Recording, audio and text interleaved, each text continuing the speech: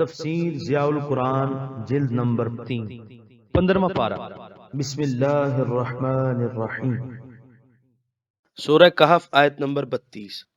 وَضْرِبْ لَهُم مَّثَلَ الرَّجُلَيْنِ جَعَلْنَا لِأَحَدِهِمَا جَنَّتَيْنِ مِنْ أَعْنَابٍ وَحَفَفْنَاهُمَا بِنَخْلٍ وَجَعَلْنَا بَيْنَهُمَا زَرْعًا۔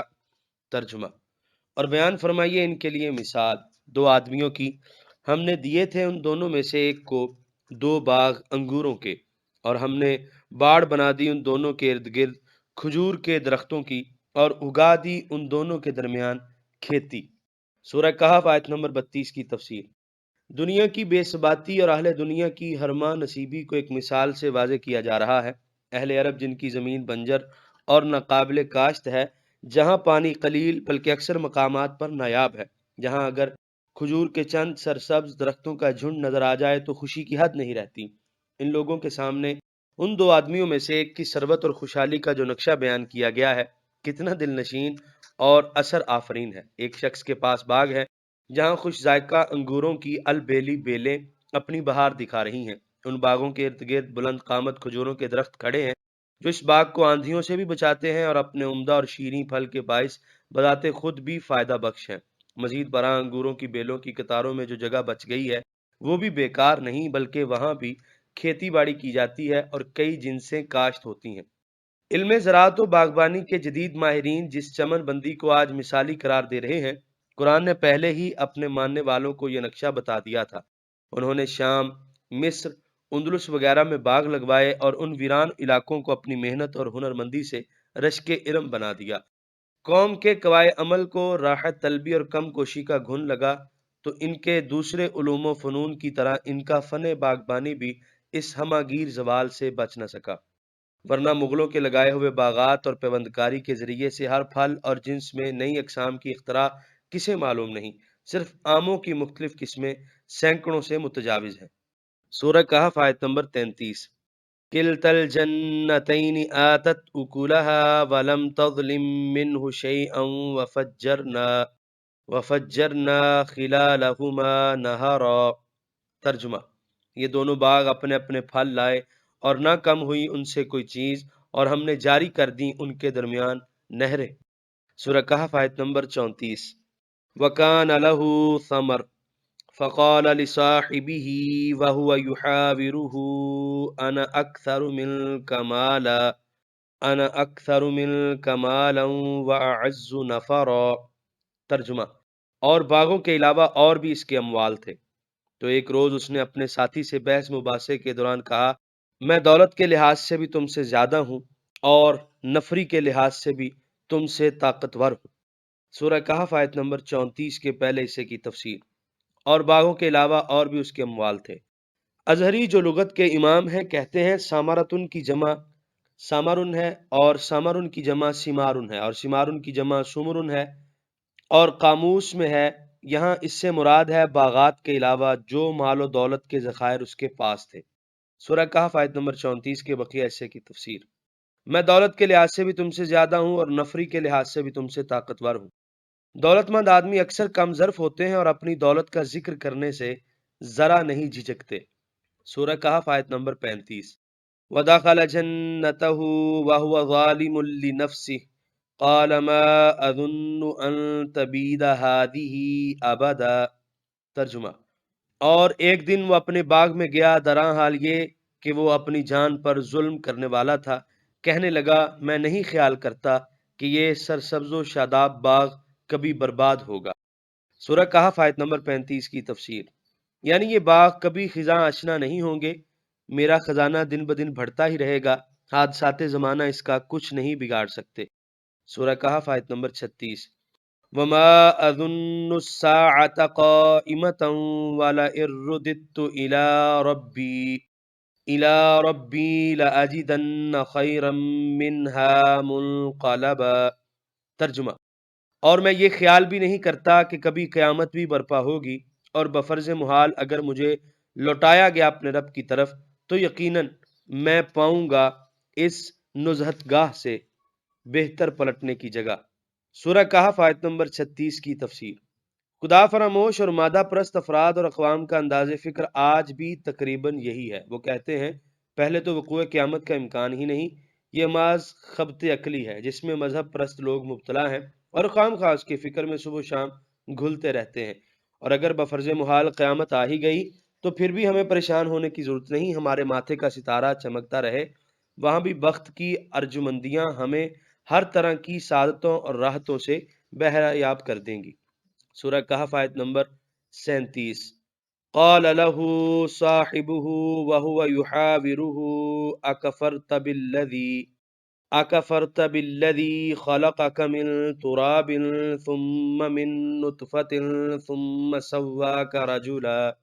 ترجمہ، اس کے ساتھی نے اس سے بحث و مباحثے کے درمیان کہا، کیا تو انکار کرتا ہے اس ذات کا جس نے تجھے پیدا فرمایا مٹی سے، پھر نطفے سے، پھر بنا سنوار کر تجھے مرد بنایا؟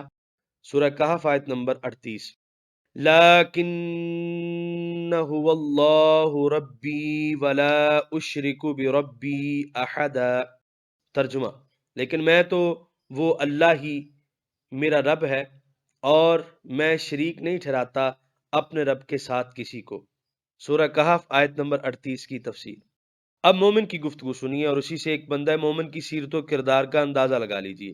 لیکن اصل میں لیکن انا ہے، وہ کہتا ہے کہ تو اپنے خالق کو بھلا سکتا ہے جس نے تجھے تخلیق کے مختلف مرحلوں سے کمال حکمت کے ساتھ گزار کر یہاں تک پہنچایا ہے کہ تو ایک تندرست، خوبرو، باوقار مرد بن گیا، لیکن میں تو اپنے خالق کو بلانے کی جرت نہیں کر سکتا، اور صاف صاف اعتراف کرتا ہوں کہ اللہ تعالیٰ ہی میرا پروردگار ہے اور میں کسی بڑی سے بڑی چیز کو بھی اس کا شریک بنانے کی غلطی نہیں کروں گا۔ عبارت یوں ہوئی، لیکن انا هو اللہ ربی۔ اس کی ترکیب یہ ہے کہ انا مبتدا اول، ہوا مبتدا ثانی، اس میں اللہ مبتدا ثالث، ربی اس کی خبر، دونوں مل کر مبتدا ثانی کی خبر، یہ اپنی خبر سے مل کر انا مبتدا اول کی خبر۔ سورہ کہف آیت نمبر 39۔ ولولا اذ دخلت جنتك قلت ما شاء الله لا قوة الا بالله ان ترنی انا اقل منک مالا وولدا۔ ترجمہ، اور کیوں ایسا نہ ہوا کہ جب تو باغ میں داخل ہوا تو کہتا ماشاء اللہ لا قوت الا باللہ۔ وہی ہوتا ہے جو اللہ تعالیٰ چاہتا ہے اور اللہ تعالیٰ کی مدد کے بغیر کسی میں کوئی طاقت نہیں۔ اگر تو نے مجھے دیکھا کہ میں کم ہوں تجھ سے مال اور اولاد میں۔ سورہ کہف آیت نمبر 39 کی تفسیر۔ دیکھ تو نے کتنی حماقت کی کہ جب تو اس پھلے پھولے باغ میں آیا تو داخل ہوتے وقت تو نے اتنا بھی نہ کہا ماشاء اللہ لا قوت الا باللہ، یعنی وہی ہوتا ہے جو اللہ تعالیٰ چاہتا ہے اور کسی کے پاس کوئی قوت و اختیار نہیں جس سے وہ کوئی کام کر سکے مگر یہ کہ اللہ تعالیٰ اس کا معاون ہو۔ حضرت انس رضی اللہ تعالیٰ عنہ سے مروی ہے کہ حضور علیہ الصلاۃ والسلام نے فرمایا، اگر کوئی شخص کسی چیز کو دیکھے اور وہ اسے پسند آئے تو یہ کہے ماشاء اللہ، اسے نظر نہیں لگے گی۔ سورہ کہف آیت نمبر 39 کے بقیہ حصے کی تفسیر۔ اگر تو نے مجھے دیکھا کہ میں کم ہوں تجھ سے مال اور اولاد میں، تیری کم نگاہی پر صد افسوس، تو مجھے اس لیے حقیر سمجھ رہا ہے کہ میں تجھ سے مال اور اولاد میں کم ہوں۔ سورہ کہف آیت نمبر 40۔ فَعَسَىٰ رَبِّي أَن يُؤْتِيَنِ خَيْرًا مِّن جَنَّتِكَ وَيُرْسِلَ عَلَيْهَا حسبانا من السماء فتصبح سعیدا زلقا۔ ترجمہ، پس عجب نہیں کہ میرا رب مجھے عطا فرما دے کوئی بہتر چیز تیرے اس باغ سے اور اتارے اس باغ پر کوئی آسمانی عذاب، تو ہو جائے یہ سرسبز باغ ایک چٹیل میدان۔ سورہ کہف آیت نمبر 40 کے پہلے حصے کی تفسیر۔ میں اپنے فقر و فاقہ کے باوجود اپنے رب کریم کی جود و سخا سے مایوس نہیں، مجھے یقین ہے کہ وہ دنیا و آخرت کی نعمتوں سے مجھے ایسی نعمتیں بخشے گا جن کا تم تصور ہی نہیں کر سکتے، اور یہ شاداب باغات اور لہلہاتی ہوئی فصلیں جن کی وجہ سے تم تکبر کر رہے ہو فانی ہیں۔ غضب الہی کی ایک بجلی ان کا نام و نشان تک مٹا دے گی۔ ایسی فانی اور ناپائیدار چیز پر مغرور ہو کر اپنے رب قدیر سے روگردانی کرینے عقل مندی نہیں۔ سورہ کہف آیت نمبر 40 کے بقیہ حصے کی تفسیر۔ اور اتارے اس باغ پر کوئی آسمانی عذاب۔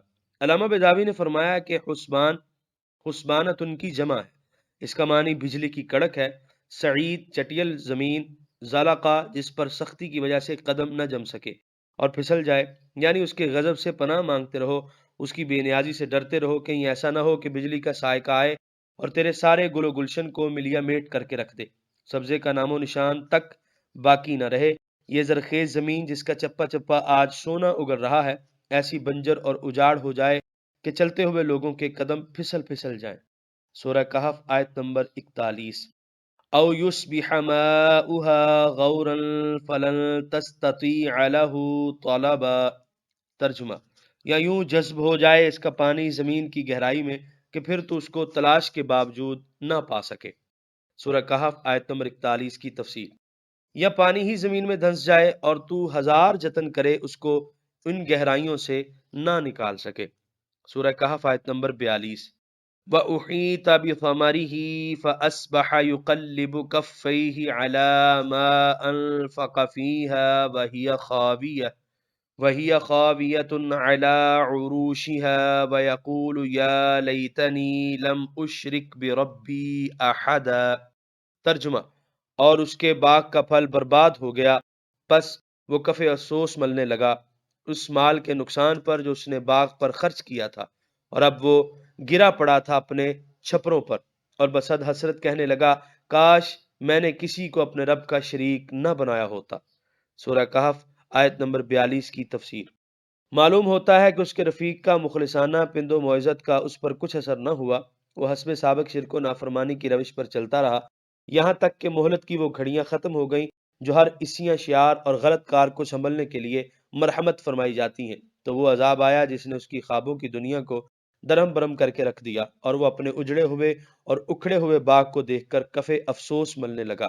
علامہ قرطبی نے احیطا بثمرہ کا معنی کیا ہے ای اہلک مالہ کلہ، کہ اس کا سب مال و متاع برباد ہو گیا۔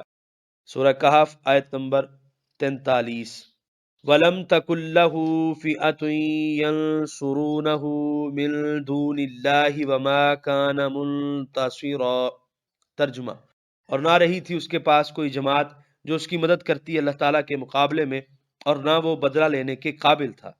سورہ کہف آیت نمبر 43 کی تفسیر۔ ان تاثرہ کا معنی غالب آنا، کامیاب ہونا بھی ہے، لیکن اس کا ایک معنی انتقام لینا بھی ہے۔ یہاں مجھے یہی معنی موضوع معلوم ہوتا ہے۔ سورہ کہف آیت نمبر 44۔ ہنالک الولایۃ للہ الحق هو خیر ثوابا وخیر عقبا۔ ترجمہ، یہاں سے ثابت ہو گیا کہ سارا اختیار اللہ سچے کے لیے ہے، وہی بہتر ثواب دینے والا ہے اور اس کے ہاتھ میں بہتر انجام ہے۔ سورہ کہف آیت نمبر 44 کی تفسیر۔ ولایتن واو پر زبر کا معنی دوستی اور مدد کرنا ہے، اور ولایتن واو کے نیچے زیر کا معنی غلبہ ہے۔ عقبن اور عاقبتن دونوں کا معنی انجام ہے، بعض کے نزدیک یہ ہم معنی ہے، وہما بمعنی واحدن۔ قرطبی۔ یہاں پر 15ویں پارے کا 17واں رکوع مکمل ہوا۔ آپ دیکھ رہے ہیں PATF Islamic info YouTube channel. مزید اسلامک ویڈیوز کے لیے ہمارا چینل سبسکرائب کریں۔ قرآن کریم کے مفہوم کو واضح کرنے کی یہ فقیرانہ کوشش اگر آپ کو اچھی لگی ہو اور آپ ہماری حوصلہ افزائی کرنا چاہیں تو اس ویڈیو کو شیئر کر دیجئے، کیونکہ تبلیغ دین فرض ہے۔ ہم نے اپنے حصے کا چراغ روشن کیا، دعا ہے کہ آپ بھی اپنے حصے کا کریں۔